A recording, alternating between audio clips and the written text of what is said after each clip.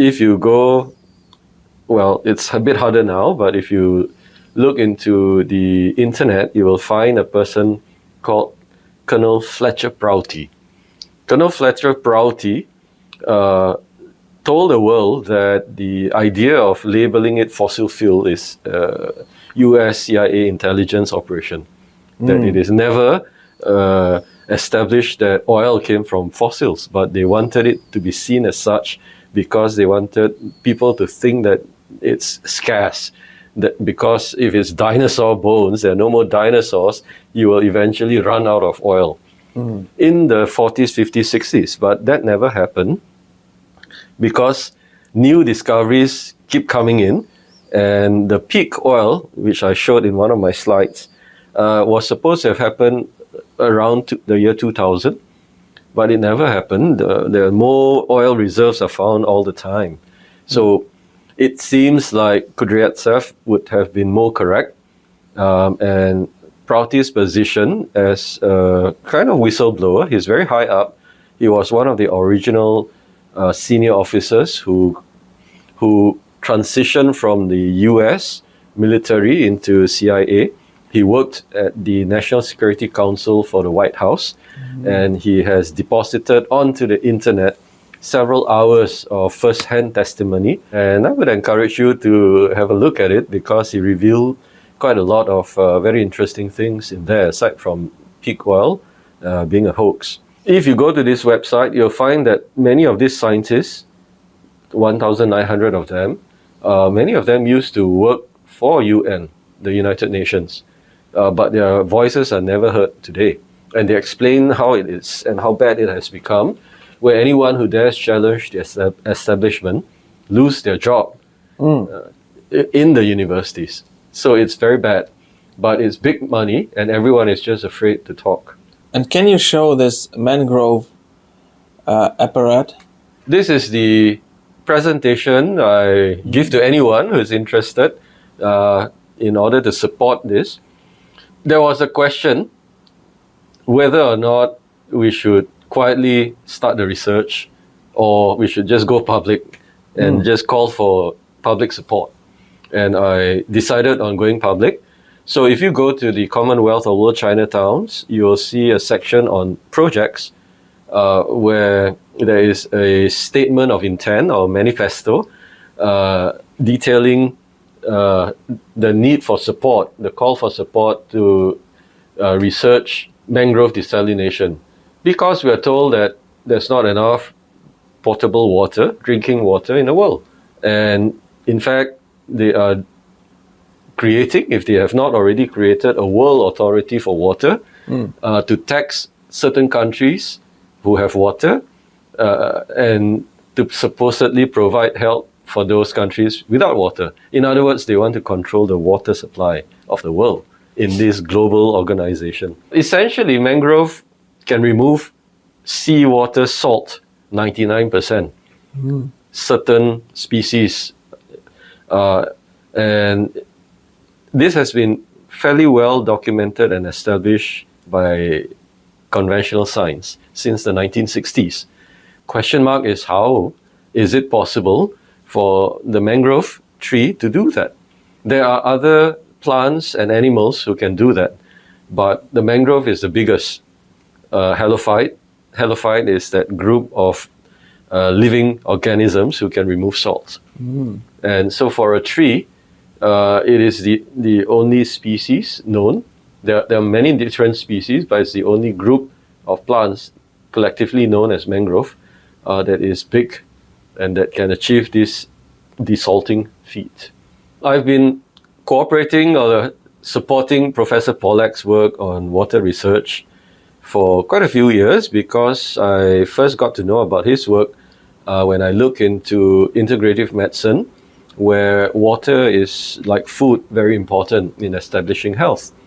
So I've known of his work for some years. And then when the Commonwealth of World Chinatowns started, one of the areas of research I wanted to do was water desalination. But it was in fact a year before I came up with the Commonwealth of World Chinatowns when I proposed the idea of collaboration with a university in Penang. And the professor at that university, who is in the School of Pharmacy, suggested that maybe we should just look at this apparatus and demonstrate that there is something called fourth-phase water.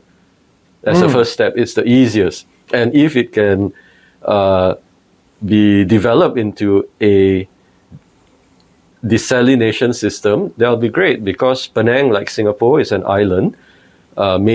Even though we have a mainland area, unlike Singapore, both Singapore and Penang don't have enough water to sustain the large population. It has to import water from the mainland. In Singapore's case, they have resolved the problem to a certain extent by recycling water with reverse osmosis desalination. But reverse osmosis, as we know, have got two big hurdles. One is the energy requirement is very high, and two, the membrane gets clogged up. So they call that the fouling issue. And that technology has been around. It's essentially is to push seawater through a membrane using high pressure. Yeah. But, you know, mangrove don't do it that way. So how does mangrove do it? When I proposed the idea to Professor Yuan, who's part of our CWC participants, and we decided on working on this, we got a proposal from the University School of Chemistry for a sum which I was prepared to finance for 1 year. And just before I agreed to do that, I decided to dive into the scientific literature of desalination, because I know nothing about it. And when I researched, I quickly realized that there are groups of scientists all over the world looking into mangrove as a potential model for desalination. And there's one particular group in North Asia who had done quite a lot of work on it. In fact, it is about 10 years of publication that they have done. That means, here I mean journal publications. And when I realized that, I went back to the team and I asked them if we should still replicate the Pollack's apparatus, because when I asked Pollack, he said, is it necessary? It's been done so many times. So I just explained that, you know, it gives comfort to people in Penang that this is not a con job, because it's very hard to explain to people that there is a fourth-phase water. If it's real, it's there. Why is it the world doesn't know about it? Right? What is the fourth phase water? So water exists, as we know, in 3 different phases. Liquid is the one we drink, steam, vapor, right, and ice. So we know of these 3. But what Pollack and team have come to realize is there's a fourth phase, and that's the liquid crystal, gel. And this is a very important fundamental property of water, that it gets itself ordered into the fourth phase liquid crystal. Because it's been established, and yet it's not accepted by the establishment, is that water in a cell, because the cell is very compact and has a lot of proteins, these proteins within the cell are all negatively charged. And when water meets a charged membrane, it becomes ordered water. And this ordered water is structured in a way, that's why some people call it structured water, is what Pollack's laboratory decided to call exclusion zone water. So that's easy water. And why is exclusion zone? It's like when crystals are formed, it excludes impurities. That's why you've got diamond. You know, diamonds that's very clear like glass. Glass is also a crystal. So because of its ordering of the molecules of water in a certain way, in lattices, impurities are removed, and that's why you have the mechanism of removing salt in that structured water or exclusion zone water. When I look at the literature for mangrove desalination, I realized that a lot of work had been put into it, and the only thing why they were not able to get past what they have discovered is they had no idea, or at least they did not cite anything about four-phase water or Professor Pollack's work. And Pollack's work has been out there for, I think, at least 25 years. So how come this well-funded, very capable scientist who are researching water and desalination do not know anything about the four-phase of water or exclusion zone water? So as I trace the publication of these groups of scientists, I realized the last one was, I think, in 2022. The group had broken up. They no longer research mangrove, but that last paper was exploring the mechanism of how mangrove could possibly do it. Because while botanists knows that the water inside, when they cut the root and they take the water, is 99% desalt, they have no idea how mangrove can do that. They think it's the size of the pores, the nanopores, and so on. But what the scientists who had been researching the way that water removes salt by pulling water through the skin of the root of a membrane, they discovered that by one pull, 62% salt had been removed. So they tried to mimic it by creating a synthetic membrane, but the synthetic membrane didn't work as well as the original mangrove root. So I felt that, well, let's just study how to do it with the actual mangrove root. Let's just build a device using the actual root. That's going a different way from the researchers who are doing it, hoping to mimic by creating a 3-layered synthetic membrane that mimics the mangrove. But it wasn't working so well, and I suppose that may be one of the reasons they disbanded. But that last article by one of the researchers suggested that the way the mangrove does it is that the skin is negatively charged, and when salt water comes close to it, it creates a layer that is free of ions. So they term it as the ion depletion zone. Instead of calling it exclusion zone, they done research deeper. They might have come to realize that what they're describing of a charged membrane and there's a layer of water that appears to have no salt in it is in fact four-phase water. But that's the trouble. If you do a cursory search, a casual search, and you type in Pollack, you'll have pseudoscience, pseudoscientist, quackery. That's how it is being done. It's not direct censoring, but it's an indirect censoring by search engines. It's an odd thing, but over the last 4 years, I've come to realize that it is a deliberate thing being done. And hence, many of the frontier knowledge that we're looking into has not been allowed. It's in fact being suppressed through various means like that in terms of search engines. But the main tool that's being used is the denial of funding, and of course ridicule and so on and so forth. So when I look into it, I realize that it could be a game changer. The performance has many advantages over conventional reverse osmosis system. First, there is no need for external power. The mangrove does it without the need for external power, and it's not because of dehydration. Many systems that are trying to mimic mangrove is trying to mimic how the leaves of the mangrove loses water, so that there's a kind of pull effect from sunlight pulling water up, evaporation. But it's not because of that. If you understand how the four-phase water, as depicted or explained by Pollack works, it's nothing to do with that. In fact, the power comes from the sun that's driving it, and seawater stores that energy at night, right? So even at night, there should be some level of water going into the mangrove.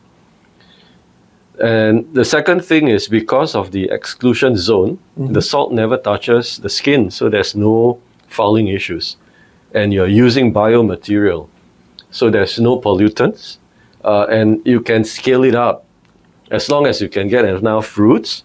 And the good thing is, in Malaysia, we have a lot of mangroves, and it could turn into a cash crop. And the government had been trying to find ways to use mangrove as to turn it into an economic crop while protecting it. Because if there's more incentives, then more people will allow and plant more mangroves. And mangroves is very important for the hydrology. It's important for coastal sea creatures like fish, prawns. It's very important because that's where fish goes to breed and to lay eggs, and that's and not just fish, but all kinds of things like crabs, prawns, and so on. So if we could have more mangrove, that would be great. And the good thing is, part of our group is the sole surviving mangrove field researcher from the university, who came to realize when I presented this to her that this is a great way for supporting conservation of mangroves, and it could even lead to bigger and bigger mangrove plantations. So the thing is, all this was in 2022, 23. So now it's 24. We have not gone past, because when I was thinking about all these challenges, these are all real science, integrative medicine, which I've been in for 25 years. UFO research is something newer. Mangrove. The common thing is water research. The common denomination is all ridiculed. You can't get funding for it. There's great resistance, even for ancient civilizations. So that's when I had to think about the solution, and the solution came as the Commonwealth of World Chinatowns, where we bring people together, create a movement, because each one of these areas need funding. And as our conversation yesterday at the cafe, how are you going to fund all these things? It requires millions. So we have to figure a way out to make them all self-sustaining. That means each one of these areas has to be an enterprise on its own. That's why there's an enterprise campus. And with that enterprise, it can sustain the activity of new people coming in. It cannot rely on 70-year-olds. The average age of our group is 70 over years old. So it has to be younger people who will be able to participate and do this. And they need to be paid, they need an income, they need to raise a family, and they need to lead a decent, comfortable life. So we cannot expect everyone to do it for charity. So and research is very costly to begin with. So that's why I had to backtrack for the last 2 years and think about a way to resolve this issue of funding and bringing people together. And that came to fruition with the Commonwealth of World Chinatowns. So now we're in the stage of setting the structures, creating the institutes, raising funding for CWC, and we will revisit the mangrove desalination in due course. So this presentation that I am showing you now is taken from the scientific publications that I looked into to explain to people who might want to support this that there is science behind it. Now, this slide that I'm showing now is a depiction of the publication where seawater was put in, and then this is the skin of the root. So this is fabricated, watertight. Seawater is put in here, and a pump, a syringe pump is here. So water is pulled. And with one pull, they were able to remove 62% salt. And the only problem is they didn't realize the role of interfacial water as described by Pollack. So in that 10, 12 years of research, had they known, they might have succeeded in creating a prototype today. So they know that there's a way to create a negatively charged membrane, but they call it a nature-inspired membrane, when they should in fact use mangrove, the actual skin itself. The only trouble is that once we can get a prototype, we will have to do a completely different way of manufacturing, of scaling up, because we're dealing with imperfections. When you produce synthetic material, it's almost perfect, right? Everything is uniform. But when you take from nature, everything is not uniform. So the good news is that we have AI now, so we can incorporate AI and sensors to look at all the imperfections and to have high precision tools to cut away what we don't need, and then have a manifold in there to hold the skin. And I think it will last quite long. This is my guess, because mangrove is used in marine structures like jetties and so on. It's very hardy. It lasts for years, decades in the sea. It cannot be eroded. And the longer you have it there, the longer it lasts. So it's very interesting. If we could devise the first one, then we can scale it up. But it has to be done before someone else patent it and block it. Many patents are taken out just to block the inventions from progressing. So that's what we hope to achieve. Once we have the prototype, then we can give it freely, license it freely for any group in the world who wants to come up with a scale-up model that can work. And then that will resolve water. Well, if you resolve drinking water issues for all the countries, villages in the world, you also resolve food. Because food is dependent on whether you have water or not to grow it. We are not short of land to grow food.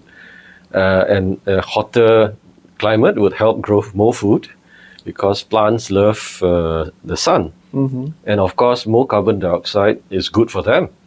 So eventually, the new world, when it comes in the next decade, there'll be plenty of food, plenty of water. If all this frontier knowledge can be converted into new technologies to sustain life. So that's what we're after. We already know that the water flux, meaning to say how much water can pass through with a meter square of the skin, is about 15 times more than an RO membrane. So it's far more efficient. And you don't need pressure, you don't need energy, and there's no fouling. So that's one of the projects, and we can have many other projects if we work together, from psychoenergetics to the study of consciousness, which again water is involved in. I didn't elaborate yesterday, but the study of consciousness is very important. I think a few of your speakers there may have been touching on that as well, Yes. On transhumanism and so on. Yes. The research that is most interesting to me is in microtubules. Microtubules are components of cells, components of nerves. And they are of a certain size that seems to allow for consciousness to occur. So consciousness, I think, the water has a big role in how we connect to the universe. So this is one of the institute that I would invite. IONS is the Institute of Noetic Sciences. Heard of it? Yes, I heard of it. Yes, and it's started by Edgar Mitchell, the sixth man to walk on the moon. So I'm in touch with Dean Radin, the chief scientist, who was going to present at my conference, my medical conference, on faith healing, how is it that directed thought can heal? And he's done a lot of scientific research on that. So we need to bring him in. Hopefully, Vladimir's group and your side will join us to begin to work closer, cooperatively, to break the limits of understanding of how consciousness works. So one of the leading theories where serious scientists, Hameroff and Roger Penrose, were the long-term collaborators. In 2022, I think, Sir Roger Penrose received a Nobel Prize, but not because of consciousness research, because of black holes. I think he, together with Stephen Hawking, were the pioneers, and he received it for something related to that rather than to consciousness research. But both of them are of the opinion that consciousness is external, not as a result of the brain, as an emergence of the brain. Yes. And Stuart Hameroff is a doctor who is specialist in anesthesiologist, like my brother. Yeah. My brother is an anesthesiologist, and he confirmed it some years ago when I asked him, do you know the mechanism as an anesthesiologist? And he said they don't know how anesthetics work. They know it works, but they don't know exactly how it works. So Stuart, because of that, realized that the lack of consciousness because of anesthetic being used means that something is happening. And he's begin his journey into researching consciousness as a sideline, but it became very serious, and they have come up with their orchestrated reduction idea. One of the things they're searching for right now is the molecule that could possibly be the intermediary that allows for consciousness to happen or consciousness to switch off.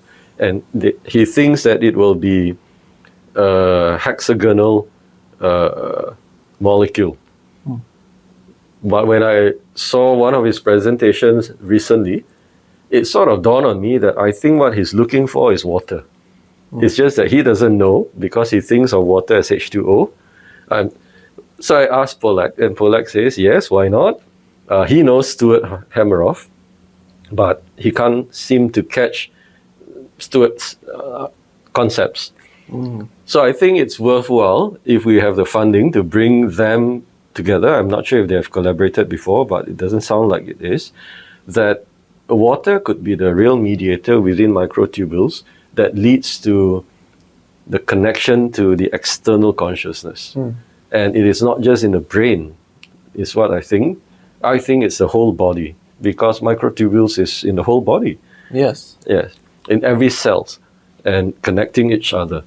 So it's most likely water within that leads to a collapse of the wave function, that leads to a generation of that one observational moment in time. And it's collectively done because we're all receiving the same signals from the universe at that one time. I think so, I don't know. And maybe that's how it works. So we need to have different groups of people come together on one topic and research it, but not being siloed, and then having art, music, culture, food, so that people intermingle and change ideas over maybe a week, 2 weeks. And then you could have postgraduate students who craft their own postgraduate degree, looking at the mentors that they want. And the mentors are then invited to Penang, to the enterprise campus, for a few months to facilitate that program that each students want to take. So that's how I think we'll end up making it work. And therefore it becomes a sanctuary for thinkers, artists and writers to come together, because we could be scientists and artists at the same time. Why do we have to be one thing alone, right? So that's the vision, that's the idea that we want to make a reality. And it starts with Singapore and Penang, because as the name suggests, it is the external, the diasporic Chinese who have left China for many generations, more than one generation at least for most people, who still sees themselves as Chinese, but they are rooted and loyal to their home cities and nations. But because they cooperated, they are so adept at working with other people, other civilizations, that we should be the ones to bring people together. And Penang and Singapore are the two biggest Chinatowns, used figuratively, in the world. So that's why we should take the lead to try and bring people to Southeast Asia to work together. And you're most welcome to join us. Hopefully, we will have more of such interactions after your first trip. You could bring a group in your next trip, and then we could take things from there. It'll have to grow organically. We just can't, find a few $100 million, create a campus, and then start filling it up. That's the old way of doing things. I think the new way of doing things is it has to grow organically from a small group of individuals, starting small projects, and then the projects lead to more formal structures. And then over time, as we get results, all these structures come together into one campus. Yes. That's about maybe 5-10 years, who knows. Except many of my collaborators are advanced in age, and they'd like to see it before they leave permanently. Like Tay Keng Soon, who is 84. So in 5 years' time, he'll be almost 90. And an idea came to my mind. If the water transmits consciousness, then the earth has consciousness because it's many water on it. And there is a connection between humans and the earth, like a living being, through consciousness. Yes. And that's what the Russian cosmists, the Russian space scientists talked about, that there is a connection between the earth and humanity through consciousness. Yes. Very interesting. Yes. So that's why I brought up Vanetsky and his noosphere idea, and how we should move from the biosphere to the new noosphere, which is the natural evolution or co-evolution of Earth and humanity. And there's I met an interesting person who came to Penang. He's an Argentinian. And he also said the same thing. He calls humans the nerve cells of the Earth. And collectively, the Earth has a consciousness because of humanity being nerve cells working together. And we spent a couple of days. He's like a minor celebrity today. A lot of people want him for interviews. Very strange. But he thinks, or he claims that he remembers all his past lives. All the way to the time when he lived in a place called Sirius, the star system Sirius. So he thinks that that was his place of early incarnation.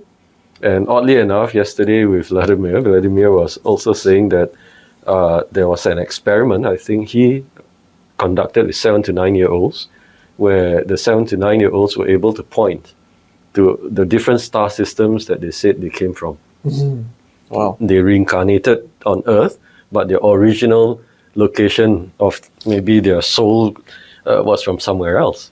So same, this Argentinian younger person, he's slightly younger than you now, but he started remembering his past life when he was early teenage, and he thought he was going mad. But when I met with him, and I think the two of us got to talking a lot over the 2-3 days that he was in Penang.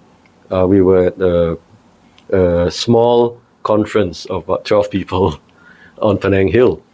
And he was flown out specifically for that by a friend who knows the organizer, who's an old friend of mine. So one of the first topics that I wanted to test him out, and I realized that if he's lying, he's very good at it, because he could answer every question to my satisfaction. And a few of those questions involve water and memory. So he said, yes, you see, there are many occasions wherever he goes, water will follow him, meaning the rain will start. And his job is to remember and to help humanity remember that we came from an ancient past. And one of the things that he said is that it was extraterrestrials who seeded the human race, that there were different species who came to Earth over a long period of time, who engineered the DNA of humanity. And very strangely, in that very short conversation with Vladimir yesterday, he told me the same thing, that there are many species, and that's why he explained that the children came from the stars and so on, who are involved in the creation of humanity. So it's the same. You were there, and I said, yes, I've heard it. How do you verify? And then he explained that it is these 7-9-year-olds that they tested, and they don't even know the stars, but they could point on the star map where they came from. So it's all very interesting, and it might not be very scientific in my explaining it like that, but there can be a scientific way of doing it, which is where I think Vladimir and his group is doing, where IONS is doing. And if we can bring all that together regularly in a place like Penang, that will advance our knowledge, I think, greatly. So someone like Matthias Di Stefano is his name. If you Google him, you'll find a lot of information about him. Has very interesting stories to tell, and it's quite amazing because he goes very in-depth into a lot of things. It's very hard to verify. He goes very far back into history, but it seems to gel with some scientific theories that we have today, also less scientific theories. So that's an interesting group of people. He now has a large following of people. My friend who hosted him in Penang thinks he's creating a cult. So that friend doesn't quite subscribe to what Matthias is saying. I have a more open mind. So that's why I ended up spending more time with Matthias to learn what he has to say. And it's all very, very interesting. His role is to go to the 72 points of energy on Earth, because Earth is a geodesic. And the reason he went to Penang is there's a guy called Buckminster Fuller, who designed the geodesic dome, who is a close friend of the host of the event. That friend is now 94 years old, doing 95. Wow. And Buckminster Fuller wrote his most important book, Critical Path There. And Matthias' idea of geometry and the geometric universe is very similar to what Bucky had said. And so if you bring all this collective knowledge together, I think we will advance faster. But there must be some universal drive why we are meeting each other and doing things with each other.